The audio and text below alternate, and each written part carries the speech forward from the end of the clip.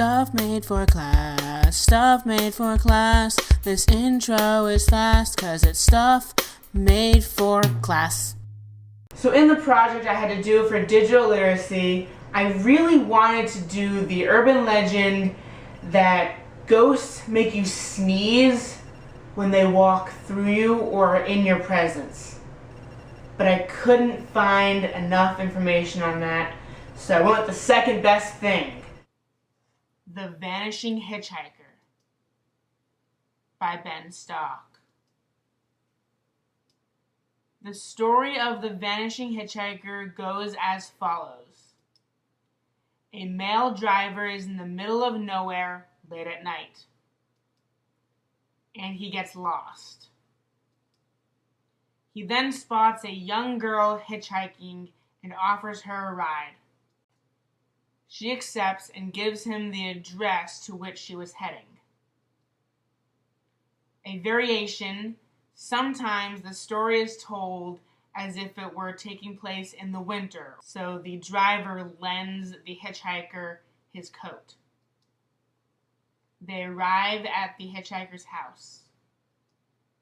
She gets out. In another variation, when she leaves an article of clothing, typically a scarf, on the seat of the car, prompting the driver to have to get out to return it to her.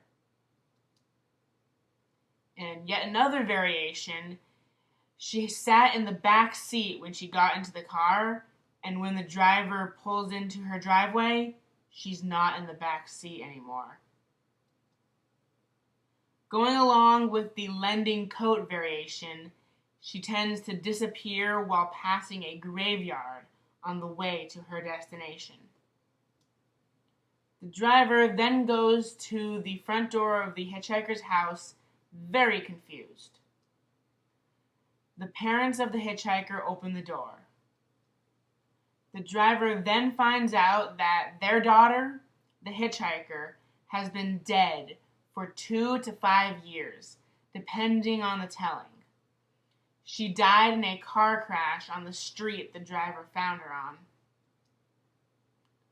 In the variation where she left an article of clothing in the car, it is usually an article of clothing that was buried with the hitchhiker. In the variation where the driver lends the hitchhiker his coat, when he goes to the graveyard to confirm that the hitchhiker is in fact dead, he finds his coat lying on her gravestone. A prophetic vanishing hitchhiker.